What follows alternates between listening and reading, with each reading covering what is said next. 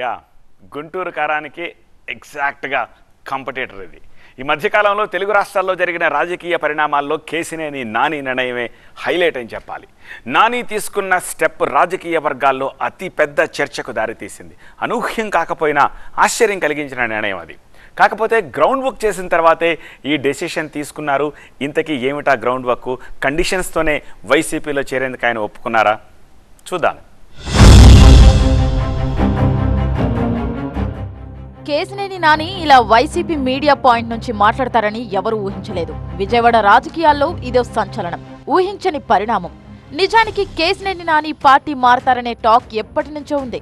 కాకపోతే TDP ticket ఇవ్వకపోతే స్వతంత్ర అభ్యర్థిగానైనా పోటీ చేస్తానంటూ చెప్పడం వల్ల వైసీపీలోకి వెళ్లకపోవచ్చు అనుకున్నారు. ఆ మాటకొస్తే కేసినేని నానికి వైసీపీ నుంచి ఎప్పుడో ఆఫర్ వచ్చింది. వైసీపీ రాజ్యసభ సభ్యుడు అయోధ్య రామిరెడ్డి ఎప్పుడో పిలిపించారు తమ పార్టీలోకి రమ్మని. కానీ పార్టీ మారతానని ఎన్నడూ అనలేదు. ఒక ఎంపీగా ప్రోటోకాల్ పాటిస్తూ విజయవాడ పార్లమెంటు పరిధిలోని అసెంబ్లీ నియోజకవర్గాల్లో అభివృద్ధి పనులు చేశారు. అందులో వైసీపీ గెలిచిన అసెంబ్లీ సెగ్మెంట్లు కూడా ఉన్నాయి. నిజానికి దీనిపైనే టీడీపీ నేతలు తీవ్ర అభ్యంతరం వ్యక్తం చేశారు.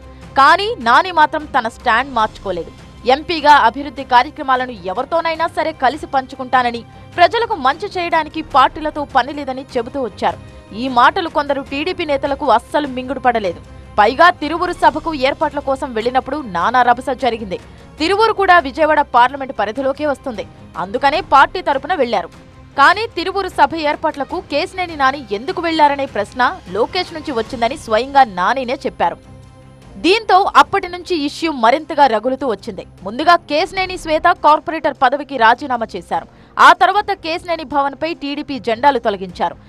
తెల్లారేసరికి చంద్రబాబు ఉన్న ఫ్లెక్సీలు, బ్యానర్లు కూడా లేవు. చివరికి కేసినేని ఎపిసోడ్ ఇలా ఒక ముగింపుకి వచ్చింది.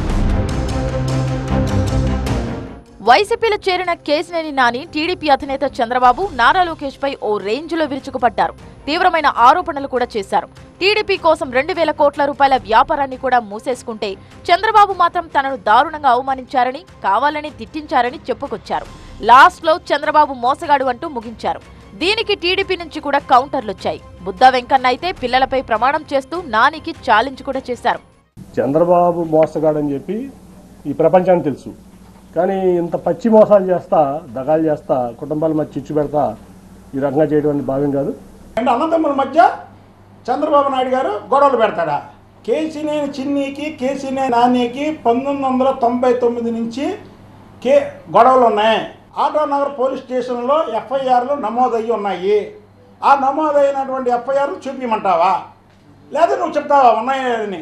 చంద్రబాబు నాయుడు అనే వ్యక్తి పచ్చి మోసగాడు, దాంట్లో డౌటే లేదు. ఈ రాష్ట్రానికి పనికిరాని వ్యక్తి అతను.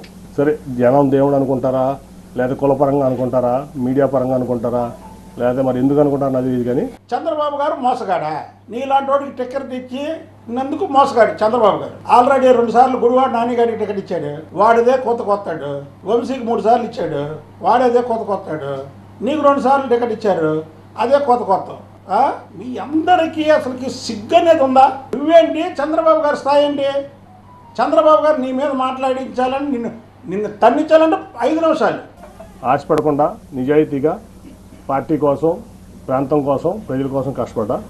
ఆ ప్రాసెస్లో మీ అందరికీ కూడా తెలుసు, ఆస్తులు అమ్ముకున్నా, వ్యాపారాలు మానుకున్నా. ఇవాళ నేను అమ్ముకున్న ఆస్తులు విలువ హైదరాబాద్లో 2,000 కోట్లు, అక్షరాలు 2,000 కోట్లు. నేను అమ్ముకున్న ఆస్తులు వ్యాపారం కూడా ఆపుకోవాల్సి వచ్చింది. ఆ రోజు కూడా నేనేం బాధపడలే. వాట్ నెక్స్ట్ అనుకుని ముందుకెళ్ళాను. ఇతనికి డబ్బులు ఇవ్వకుండా ఇతని ఆస్తులు ఖర్చు పెట్టాడంట. నువ్వు అప్పులు ఉన్న వాళ్ళకి ముందు అప్పులు ఇచ్చేయి. తమ చెట్ట అప్పుడే అయిపోలేదు కదా. క్యారెక్టర్లెస్ ఫెలో పార్టీలో ఉండి ఏదో వాగుతున్నావు కాబట్టి మా బాస్కి ఇచ్చిన మాట గురించి మేము మాట్లాడాల. ఎక్కడి నుంచి ఉందో నీ సినిమా? దొంగతనం చేసి దొంగ దొంగ దొంగ దొంగ దొంగ అని పరిగెడతాడు. అలాగా ఈ కేసినేని నాని. అసలు నువ్వేం దోచుకుంటావో, నువ్వేం ఆక్రమించుకుంటావో, ఆ పక్క స్థలం, ఆ కాపులది పక్క స్థలం దోచుకోబోతున్నాక చంద్రబాబు గారు ఆపింది. కార్పొరేషన్ గెలిచాం, జెడ్పీటీసీలు గెలిచాం, ఎంపీపీలు గెలిచాం, పంచాయతీలు గెలిచాం, తర్వాత జనరల్ ఎలక్షన్లో కూడా గెలిచాం. అప్పుడు శ్రీనివాస్ గారు బీజేపీ అభ్యర్థిగా మా అలయన్స్లో ఉన్నారు. అన్నీ గెలిచాం. జిల్లాలో అంతా నాదే భావిస్తా. అప్పుడు ఖర్చు పెట్టిన ప్రతి రూపాయి నేను ఖర్చు పెట్టింది. తదనంతర పరిణామం కూడా తెలుసు. అన్నీ అయిపోయిన తర్వాత నాకు టికెట్ ఇవ్వనని చెప్పి ఆ రోజు ఇంకా ఆన్లైన్లో 5 పెట్టారు ఆ రోజున రేస్లో. సరే, ఏదైతే అదైందని చెప్పి నేను కూడా ముందుకెళ్తే ప్రజా ఆగ్రహం ముందు అక్క మళ్ళీ నాకు సీట్ ఇచ్చారు ఆ రోజు. చంద్రబాబు నాయుడు గారు సింబల్ సైకిల్ సింబల్, అది సైకిల్ సింబల్ మీద గెలిచావు. ఏంటి అసలు నువ్వేంటి, నువ్వేమనుకుంటున్నావు నీ గురించి? నువ్వు ఇండిపెండెంట్గా పోటీ చేస్తా 2 లక్షల మెజార్టీతో గెలుస్తాను అన్న వ్యక్తివి నువ్వు ఎందుకు వెళ్ళావు? జగన్మోహన్ రెడ్డి కాలు ఎందుకు పట్టుకున్నావు? ఎంత అవమానాలు తిని నేను రివీల్ చేయాలి, మీకు కూడా తెలిసిన సంగతి. ఆయన అన్నమాట అది, బోండామ్మ గారి వైఫ్ని పెడుతున్నారంట నిజమేనా అని అడిగారు నన్ను. ఇదే క్వశ్చన్, నాకు తెలియదు సార్, నేను అసలు దాంట్లో ఇన్వాల్వ్ అవ్వలేదు అన్న. కాదు అది చేస్తే చాలా ప్రమాదం, నువ్వు ఇమీడియట్గా మీ అమ్మాయిని పెట్టని చెప్పి పంపించారు నన్ను. ఢిల్లీ నుంచి విజయవాడ పంపించారు ఆయన. ఈ మాట ఇవ్వడం వరకు నేను ఎవరికి చెప్పలా, ఇంక్లూడింగ్ నా సొంత కుటుంబాన్ని చెప్పలా. నీ గురించి నువ్వేమనుకుంటున్నావు? మీ అమ్మాయిని మేరుగా పోటీ చేయమన్నాడా చంద్రబాబు గారు? గద్దె రామ్మోహన్ గారు సాక్షి. చంద్రబాబు గారు చెప్పకుండా అతను అనౌన్స్ చేసుకున్నాడు మేయర్ క్యాండిడేట్ని. అవర్ పార్టీ ఇబ్బందుల్లో ఉంది, అసలే మెంటల్ గాడు, వాళ్ళ అమ్మాయిని కాదంటే మళ్ళీ గోల్ చేస్తాడని అసలు అక్కడి నుంచి పెట్టాడు తంట. నేనేం చేశాను? ఈ పార్టీకి ద్రోహం చేశాను? నేనేం తప్పు చేశాను? 9.5 ఏళ్లలో నేను చేసిన తప్పు ఒకటి చూపించండి. పార్టీ పట్ల కానీ, విజయవాడ పట్ల కానీ, విజయవాడ ప్రజల పట్ల కానీ. ఎందుకు నన్ను ఇట్లా చేస్తున్నారు? ఎందుకు నన్ను అవమానపరచాలనుకున్నారు? మీరు జైల్లో ఉంటే నేను మీకు అండగా లేదా? మీ కుటుంబానికి అండగా నిలబడ్డా కదా. ఒక పార్లమెంట్ మెంబర్ అయ్యింది 2 సార్లు. నువ్వు చంద్రబాబు గారిని ఎంత ఇబ్బంది పెట్టావు? చంద్రబాబు గారి దగ్గరికి టికెట్ అడగడానికి మనం వెళ్ళాలా, ఆయన ఇస్తాడా? అడగడానికి మనం వెళ్ళాలి కదా. చంద్రబాబు గారు ఈయనకు పిలవాలంట, చంద్రబాబు గారు ఈయనకు నీ ప్రోటోకాల్ ఎవడిచ్చాడు? నీకు ప్రోటోకాల్ అనే హక్కు ఎవడిచ్చాడు? చంద్రబాబు గారు ఇవ్వబట్టేగా, బీఫార్ ఇవ్వబట్టేగా నీ కేసీఆర్ నాని నువ్వు లారీ బస్సులు తుడుచుకుంటేవాడి నీకు ప్రోటోకాల్ వచ్చింది. లోకేష్ గారు పాదయాత్ర ఏంటి? ఆయన ఏం రైట్ ఉంది ఆయన పాదయాత్ర చేయడానికి? ఆయన గెలిచిన ఎమ్మెల్యేనా, గెలిచిన ఎంపీనా?